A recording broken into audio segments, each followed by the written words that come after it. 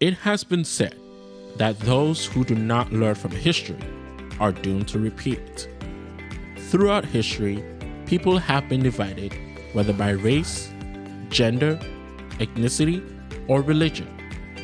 Listen carefully as our youth share their experiences of division and how it has an impact on society and future generations.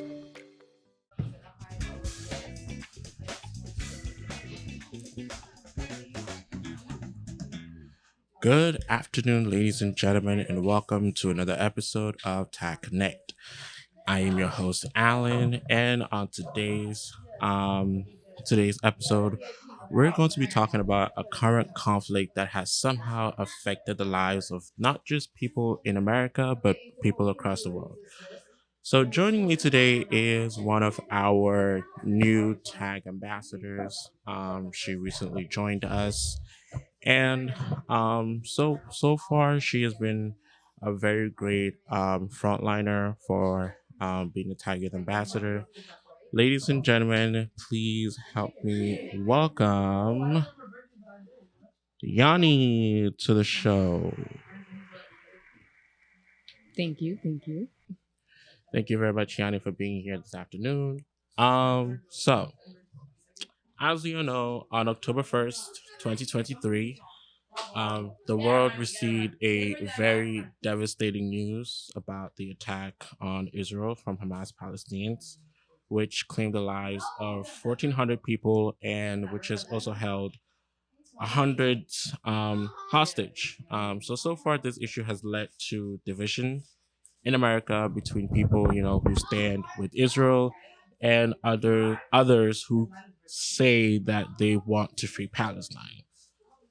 So my question to you, Yanni, is obviously, I mean, this country has had a history of being divided.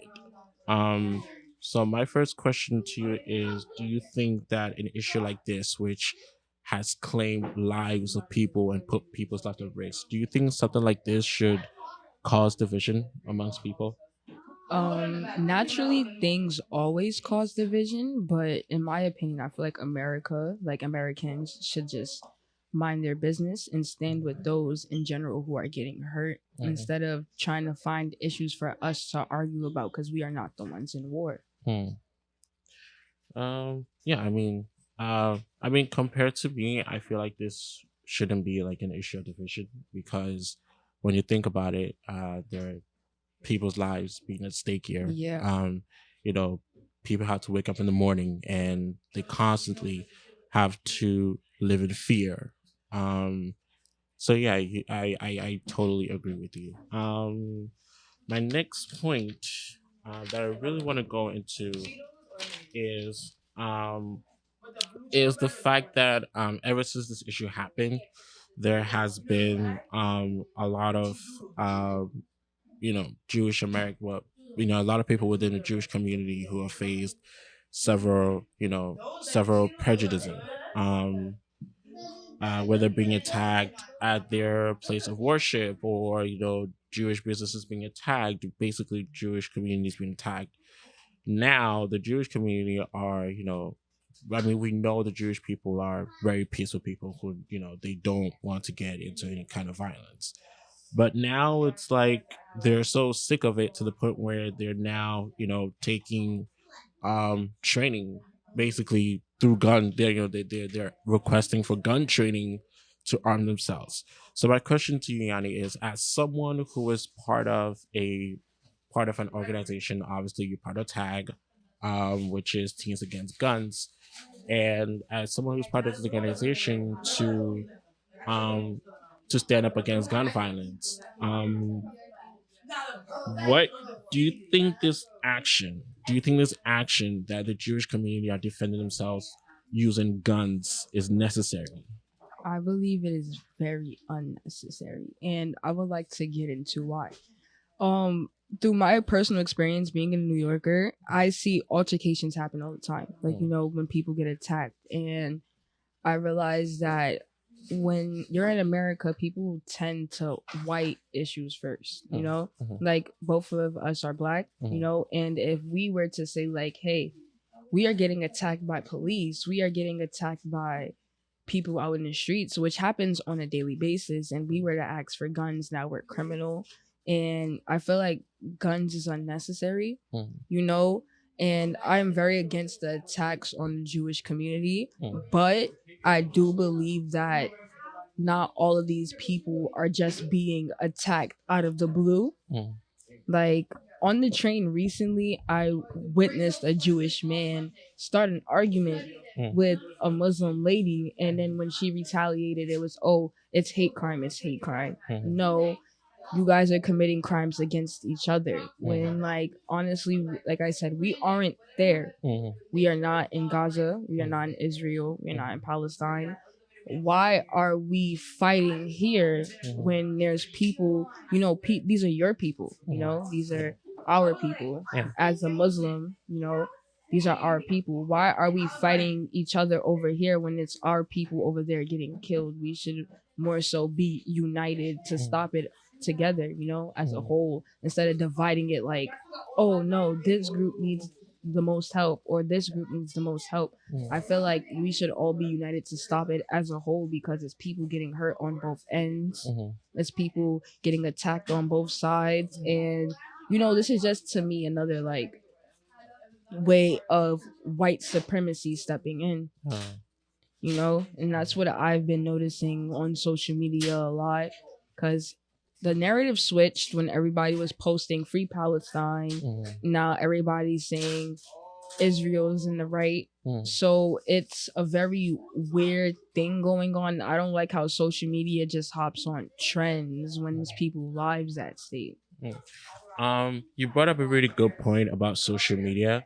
So my question to you is, do you think that social media is the cause of that division between people? Oh, definitely.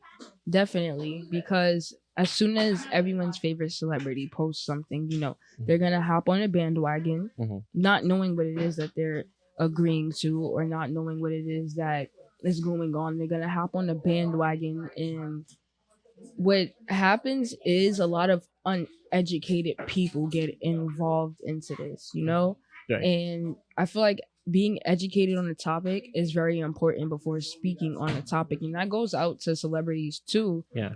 because a lot of celebrities are very uneducated on what's going on and Right. only are seeing things on Twitter or Instagram, or only seeing things on social media. Mm. This is something that's been going on for years. Yeah, Like 100%. before us, this is a war that was brewing. Mm. So I feel like we should be less opinionated on it, Mhm. and less into jumping towards social media for Right. our answers. Right, because I mean, you can't always believe what you see on social media. Right? Exactly. Okay. So my next question to you is regarding the whole issue of division, because as you know, quite recently there's been like a very big protest that really happened, especially here in New York City, where like they shut down the subways, and it really caused a real big traffic. So my question to you is, do you think that it would be better if people were to, join together for one cause, to say that, we are standing up to against violence in the Middle East, against the crisis in the Middle East, instead of being divided? Yes, yes. And recently I got into an argument. I normally don't argue on social media, but Mm. I actually made a post and I was just like, why are you guys choosing sides? Mhm. When we are here in America, and America is a very diverse place, all of us deal with each other on a daily basis. And it's just like, if we can all prove that we can stand together over here, maybe that would actually do more helpfulness than us fighting. Is doing nothing but causing more division. Mm. It's very unnecessary. I feel like all of us as Americans, the United States, Mm. we should all stand together just to be against the violence as a whole, Mm. not against one counterpart or anything. Right. You really brought up a great point about standing up as Americans in a whole, because it kind of reminded me about the crisis in Ukraine, when when there was attack on Ukraine, all of a sudden, Americans, we all joined together and said we stand and support Ukraine, right? Yeah. No matter what. We all decided to come up with a fundraiser to support people who had lost their homes, who had lost loved ones. When there was a earthquake in Turkey, um, Americans, we all chipped in and we all decided to find a way to support Turkey during this crisis. And I think you really brought up a good point because sometimes it is better to join together for one cause than to be divided. Um, so my next question to you is, being a young person, obviously, you know, being a young person, you are supposed to, you have this what's the word I'm looking for? Stigma that, when you're a young person, you're supposed to be enjoying life, you're supposed to be going to school, yada yada. You shouldn't be getting in into things that involve adults. So one of the things that was really interesting was two students who got suspended from Columbia University after speaking up about the Israeli and Palestinian conflict. So, as a young person, what are your views, or what is something that you would say to young people who hear and see, who hear and see about this conflict going on, and they want to speak up but they can't because they're constantly being silenced. So, what is something that you would say to those those young people out there who are constantly being silenced? As someone who is very outspoken, I speak on things I am very passionate about, Mm. but I also speak on things that I am very educated about, Mhm. and I feel like in a way I agree Mm. with them getting suspended, Mhm. because like I said, we're in New York City. Mhm. It's people from everywhere here, and speaking on certain topics could be very insensitive Right. to the other people. Maybe outside of school, Mhm. maybe on social media. Guys love social media. Mhm. Maybe in the streets, and maybe just in general, you can speak on these topics. Mm. But bringing it into a place where there's more opinions Mm. can cause an uproar, because we're all young people who are very opinionated. We all are very outspoken. We all have things to say, Mm. but we have to be mindful of those who are around us Mhm. and the environment that we are in. Mm. And it's only fair that in certain areas we do not speak on certain topics. So I can completely understand them getting suspended. You Mhm. know, Yeah. You really brought up a very good point about social media, because obviously, we see things that happen on social media and then suddenly it's it's believable, right? We just go with it. Um so my next question to you is, do you think that it would be better for people who get involved with this Israeli Palestinian, have views on Israeli and Palestinian conflict? Do you think that it would be better for them to protest? Because I mean, obviously, because when you protest, you're getting the message out there, yeah. But do you think it'll be better for them to protest, or rather than come up with like solutions, come up with ways to make this situation or just help out in the situation? Because, or do you think that the fact that we see things on social media and then it's trending, and I mean, yeah, sure, it's going out there, the message is going out there, but do you think that is a great way to, or a positive way to get the message out there? depending on the issue, like going back to the 2020 protests, Mhm. I feel like that was great Mhm. because the issues were here. Mhm. We're protesting for what's here. Mhm. And, you know, I feel like with issues like these involving war, it's more better to look for a solution instead of protesting, because what are you protesting for? These Mhm. are people going to work, where people walking to work in New York City, people going to school in New York City. Mhm. It's not like you're protesting at the front line of the war. You're protesting literally, honestly, Mhm. for no reason. Mhm. You know, it's better to look for a solution instead of, crying for help. I Mhm. feel like at this point, protests have became for attention and for social media attention, Mhm. and people care less about the war and more so what people think of them Mhm. and how they feel about the war. Right. You know? Yeah.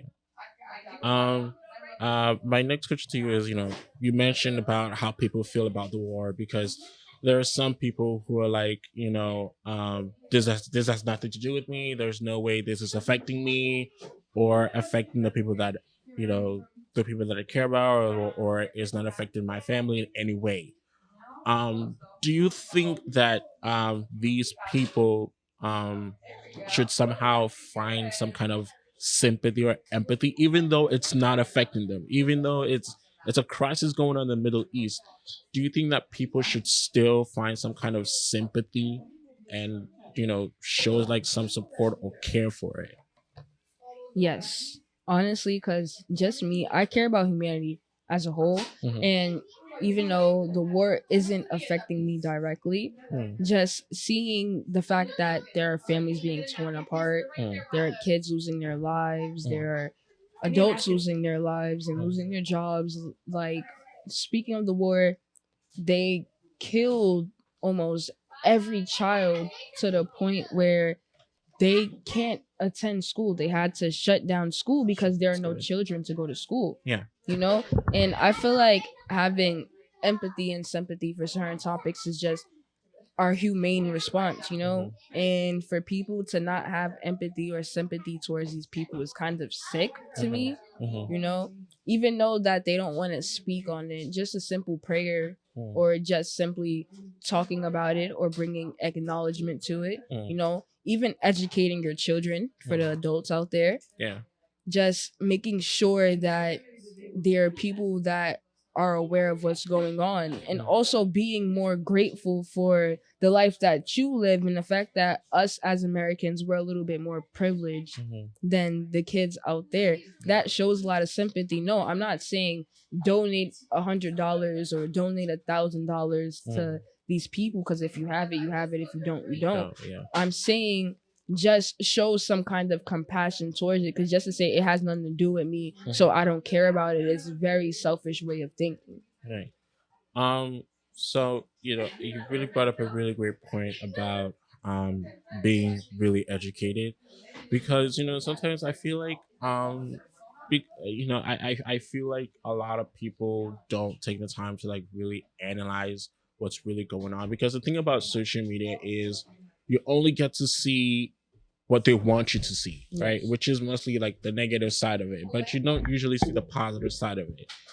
And I just want to say that there is a positive side to this crisis that really is going on, because one of the positive things that happened to it was there was a coffee shop in the Upper East Side, who where I believe that two employees they quit their job because their um, their supervisor or their boss put up I believe flyers of people who've been kidnapped due to the war. And so far, a lot of people have, they're like lines to this coffee shop. A lot of people wanted to pitch in and help out in this coffee shop. And you really brought up a really good point about, being a humanitarian, because you don't necessarily have to make a donation, even though you say that it's not affecting you. It's just something as simple as helping out in any way as possible. So yeah, you really brought up a really great point.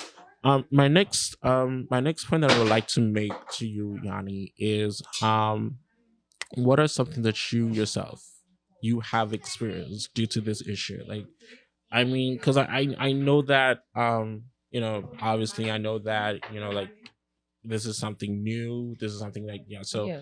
so like I want to know what have you seen and what have you heard about this issue so far, like your experiences. Well, during around the time the war started and when it started getting to the headlines and social media, I am a very big empath when it comes to certain things, and Mm, it made me imagine, mm, that It could be me. It could be my sister. It could be my family. And it put me in a very anxious place when it came to society, especially having family members from Israel, and having coming from a Muslim background, an Indian background, Arabic background. It's kind of sad, to me, because I have a very big family, very big ethnic background. So I can have cousins, even second, third cousins out there that I don't know who's in danger. And just thinking about the fact that the word can be brought to us. Like, let's not say that, oh, we're Americans, we're almighty and highly above all. No, the war can be brought to us. These issues can affect us.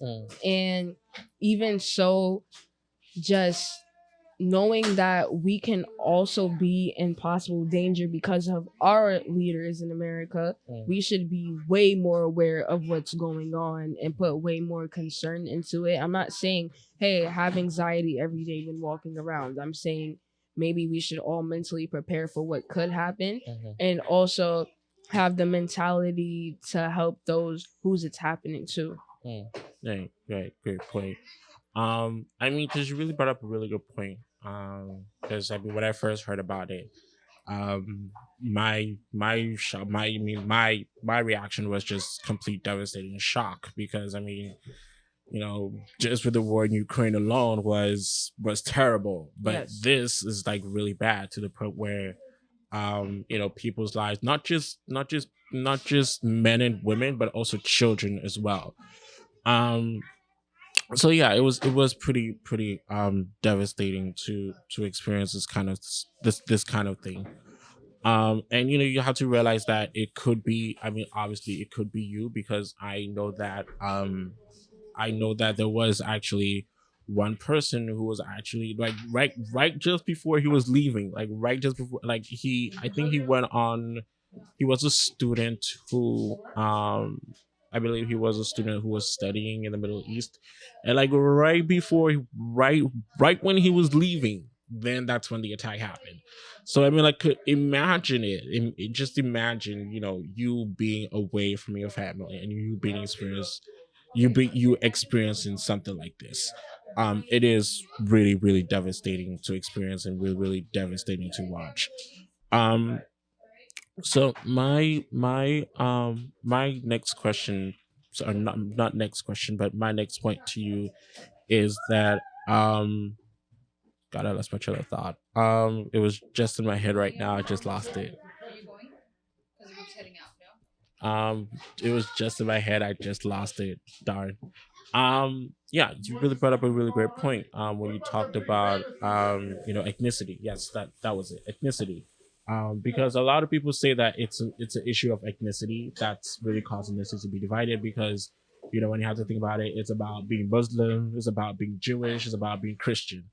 So my question to you, Yanni, is: do you think that this issue that's going on with Israel and Palestine, could it be an issue of ethnicity and religion? Definitely, definitely. Racism and just prejudice across different groups is something that's been around us way before all of us were here. Religion, I feel, was made to divide us in certain ways. Mm-hmm. And especially like in a place like Israel and Palestine, that's holy land.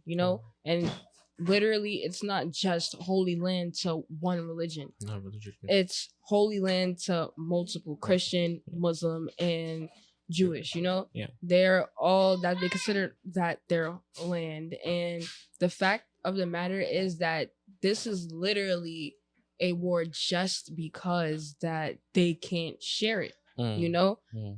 And I feel like it's also an issue of greed, Mm. a very big issue of greed. As humans, we are all very greedy and very territorial over things when we shouldn't have to be, Mhm. And I feel like that's how people should look at it. Mm. It's sick, honestly. It really is sick.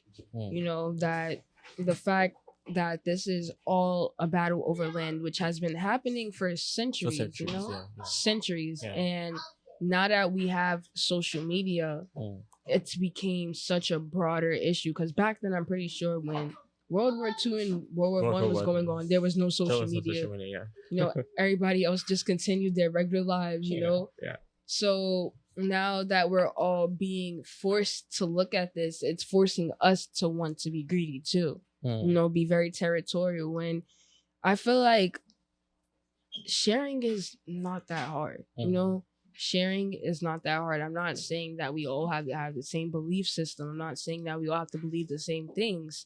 But sharing is really not a hard thing. You know, one thing about it, unfortunately, this is like a very harsh way to put it. In a good century, none of us are going to be here. It will be another war. It will be many more wars, and it will be many more issues. This is why I'm saying now that we should, as Americans, stand together. This can be a very big difference, because us bringing the division over here, when just 2-3 months ago we were all living in perfect harmony. Not saying not completely perfect, but you know, I work with Muslim people, I work with Jewish people, and I went to high school, had friends who came from Catholic backgrounds and Islamic backgrounds, and we were all friends, you know? This is how Americans were brought up, especially not just Americans, New Yorkers. Us as New Yorkers, this is a place where this is the only place in the world where every single person from every country lives, you know? So we were all brought up very differently than these other places, and we can show them that they can learn to be the same way too. You know, and I blame the adults every time. You know, I blame the adults because they bring their old customs in, and then we get consumed with their old customs. We feel like that we have to be involved in what they're doing. No, we're a new generation. We should learn that we all can have different opinions and still learn to respect one another. Very good point. You brought up a very great point about you know, sharing each other's perspectives and not causing that, you know, not letting that to divide us. Because I mean, one of the biggest thing in this country's history is there's been like a lot of division for centuries, for generations. I mean from division, from I'm talking about from slavery to the Holocaust,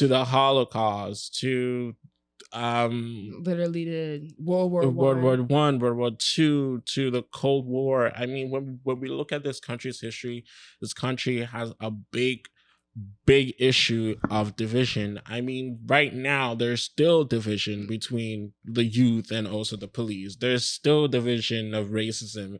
There's still division of gender inequality. I mean, we think that this thing is over, but we still keep on battling it constantly. My question to you, Yanni, is: do you think that there is a possibility, even though like history is still repeating itself, we still see history repeating itself? Do you think that there is still a possibility that this division would somehow fade away, or would somehow, you know, solve itself?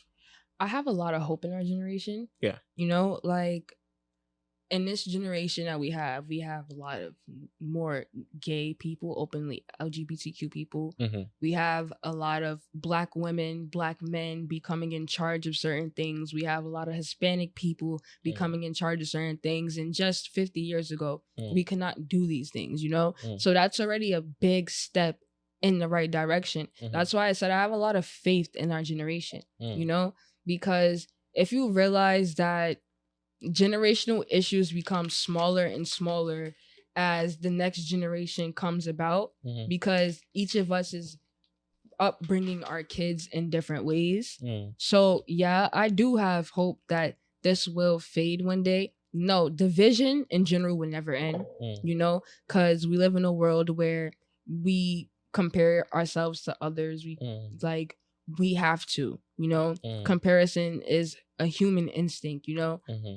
We have to. And especially as a dark-skinned girl who literally was in school during a time where like colorism was still happening. Mm. There was still people fighting for their LGBTQ rights and women rights. That was only when I was in elementary and middle school. Got to high school, things were completely different. You know, I was no longer getting bullied for the color of my skin. I was no longer getting bullied for my sexuality. That's just because of the fact that there are more people who are like us, Yeah. coming into important positions of power, you know? And as we get older, like, no disrespect to the adults, we are being way less stupider than they are. Like, they are very unintelligent.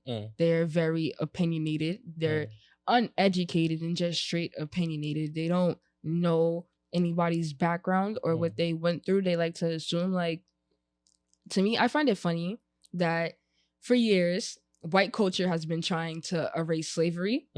But white culture also forces us to remember the Holocaust, you know? And it's just like this.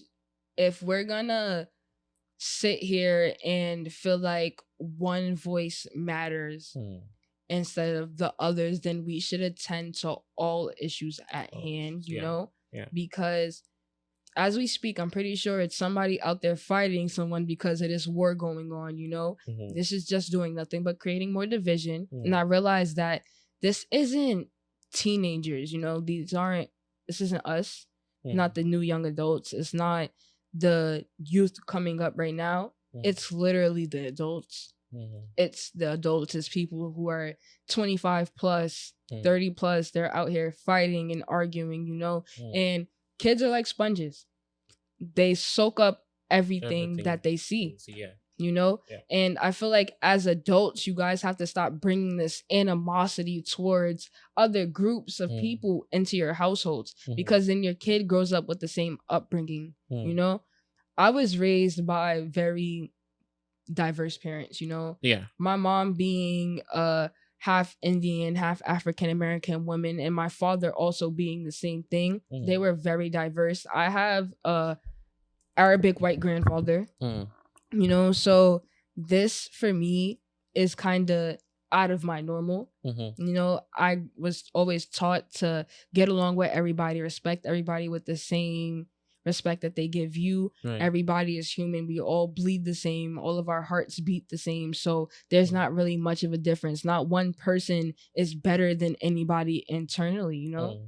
We're all pretty much the same. Anything that anybody else goes through can simply be flipped in 100 years, you know? It can be an issue like, hey, now there's black supremacists and there's white people that are getting put enslaved and being bashed, you know?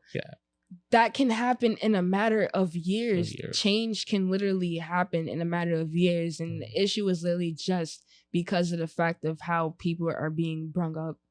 That's literally the only issue. It's the fact that there are adults out there that hate other people, teach their kids to hate other people, and then their kids teach them to hate other people. That has to come to an end. We have to like give people a chance to actually experience life themselves before we put that idea into their head, you know? And like, I don't get mad at possibly my great grandmother who might be still mad at white people, you know? I don't get mad at my Arabic grandfather for still being against Jewish people, you know, because that's what they actually experience. But you have to stop forcing your kids to believe in things that they didn't experience yet, because times really have changed. We are in a very big, drastic change of times, you know?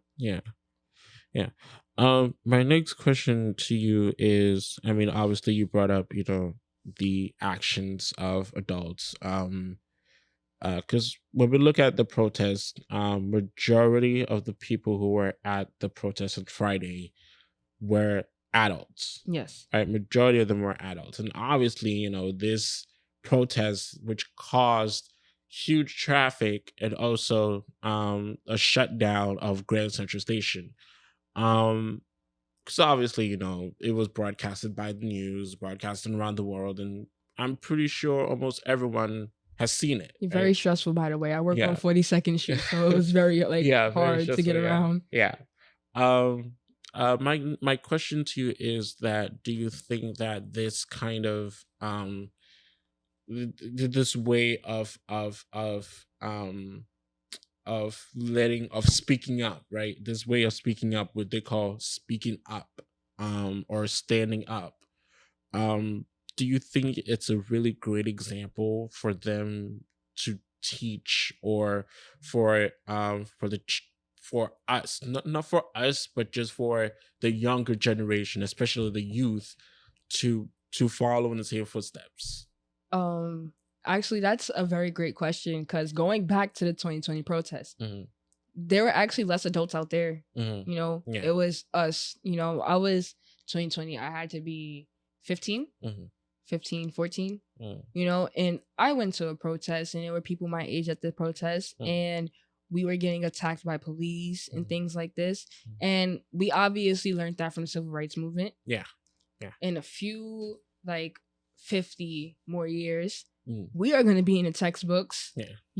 and this issue might come up again, and they're going to do the same thing. This is why history repeats It's itself. Yeah. This is literally why it repeats itself, because these are things that we are taught.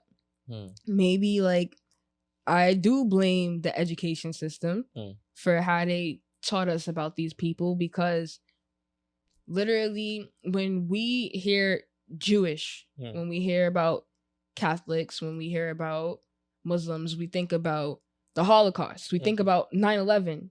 Yep. We think about slavery. When we hear Black people, we think about the bad in these situations. And then we think about how they went about solving it, Like, the Holocaust went on for a very long time. Slavery went on for a very long time. And, Muslims are getting attacked for 9/11 and things like that. For still now, still, like, in New York City, they get called out and disrespected. And I feel like this adults need to actually be adults and be leaders, instead of stooping to levels of protesting and shutting down traffic. You're shutting down traffic here.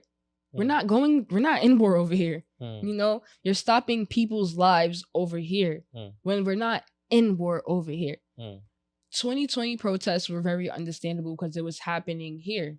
The issues of police brutality and things were happening here, and it was happening to the youth. It was happening to adults too, and somehow we still ended up being the majority out there, Yeah. So it just goes to show where people's mind is when it comes to issues, because when we were doing it, we were wrong. Right. We were unruly, we were disrespectful, we were combative. Right. But when adults do it, it's like we were supposed to praise them and respect them. Like, this is like the greatest thing that you could possibly do. It's not. Right. It's really not. You're just teaching your kids to always feel like they have to shut things down and be disruptive to get their point across. No, educate your kids on what's going on, teach them the right way to go about things, and teach them how they can help rather than how they can cause more issues. You really brought up a very great point about history. And, there's a really, really big quote that goes, those who cannot remember the past are condemned or doomed to repeat it. Because, there's so much about history, right? We're talking about Black history. We're talking about,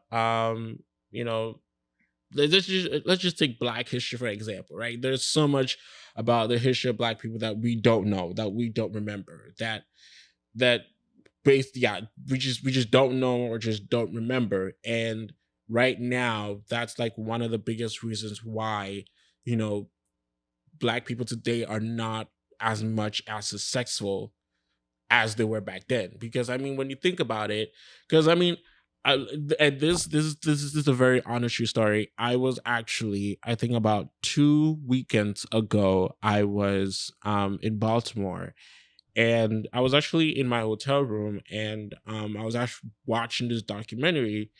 It was basically about Black people and how successful they were. And I was really surprised when I saw that, it was, and this was like during like the 1900s, but Jim Crow laws were around. Yes. And I actually saw that there were Black people who were being successful, who owned their own business, who had their own clubs, they had jazz clubs, and they were being successful. There were Black communities that were being successful, that were prospering, and this was during the time when there were racial discrimination laws and segregation, and today we barely see that going on.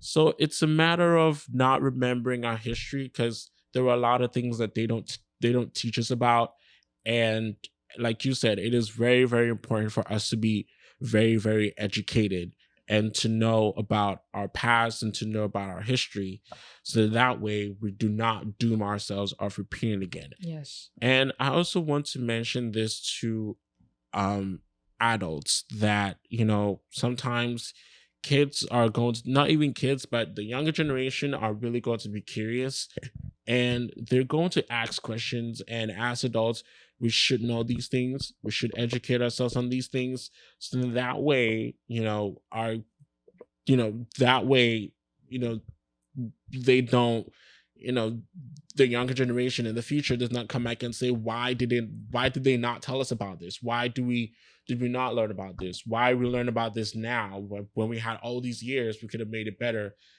Don't let them come back and talk about regrets, right? Yeah. Alan, like, this is proof of systemic racism. Exactly. Because in school, what is literally February comes around, first thing we are taught about is Martin Luther King, Rosa Parks, Malcolm X, and then the 400 years of slavery. And none of these stories are completely true. That's right. And that is like so sad, because in school in America, we are taught to be angry. We are taught to be upset. We are taught to think that we literally came from nothing, and this goes back to like when all of us were in the motherland. We were very successful over there. We were very enriched in our culture. That's one of the reasons why we got taken over. Yep. But then in the East, like, we're from the East of America, we're from New York, when slavery and everything was calming down and Black people were coming to the East, they were becoming more successful, and things like this aren't told. Right. They aren't taught to us, because they're teaching us to be angry. And what does anger create? Creates more problems. More problems for us to get arrested for, more problems for us to get mistreated for. And I'm not saying don't be upset, but be more upset towards the system rather than the past. We have to work towards being more successful, so in like 20 years or so, when the next generation comes around, we can tell them times have changed. Slavery happened, yes. Never forget that it happened. Never forget that there are people out there who doesn't like us, but remember that we as a community, we turned it around. We paved the way for ourselves. So you don't have to be angry anymore. Be wary, but don't be angry. Don't be angry for the things that we don't have to go through. Right. I've experienced racism.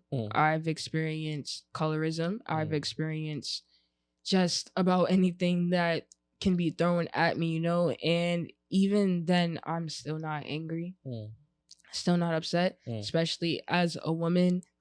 I literally experienced so much adversity, as so much like just discouragement towards the fact that I'm Black, I'm gay, and I'm a woman. That's like 3 negatives in America. So like, but then we have gay men, Elton John, Lil Nas X, Lady Gaga, Madonna, these iconic people, RuPaul, and these aren't the stories that we hear. We hear Stonewall, we hear slavery, we hear women, the 14th Amendment, that women just got their rights not that long ago. Like, we hear things like that, but we don't hear ways that we can keep pushing to make it better, And I feel the same way about the war. We have to hear more ways that we can keep pushing to make it better, rather than giving reasons for us to be angry and upset. Because anger and upset, you don't get anywhere from being angry and upset. Our ancestors can tell you that. Even they had to be combative. Like, they make it seem like our ancestors were fighting these white people. No, they escaped being calm and collective. They escaped being respectful. They escaped with dealing with things and finding their own way, looking for better solutions rather than sitting there and fighting. I don't know where this fighting came from. I know where it came from, obviously, Yeah. but I don't know why it came about. Why it came about, yeah. It doesn't make sense to me. It doesn't really add up to me, Mm. Like, obviously, back when Jim Crow was going on, they had a reason to fight. Yeah. They were getting attacked. When you're attacked, you fight. But back. if you're not being attacked, there's no need to be so angry all Yeah. the time. Yeah. Really, really great, interesting point. You bring up a very, very great, interesting point about not being angry about the past, because obviously, as Black people, we're, especially with my experience being a Black person, obviously, we see Black people being upset about slavery, especially with slavery. Like, Black people deserve some reparations for slavery, and also reparations for the bombing of the Black Wall Street. So yeah, learning, realizing that we do not have to be angry about the past is also very important. And also, as always, our hearts and our prayers go out to those who are affected by this war. Personally, for me, I have said it before and I'm going to say it again. I do not take sides. Me neither. I am not supporting Israel, and I do not say free Palestine. All I care about is the lives of the people it's affecting. Women, mothers are losing their sons. Fathers are losing their daughters. Women, men, and children are constantly being kidnapped and being held hostages. Definitely. There are posters. I mean, I take the subway all the time.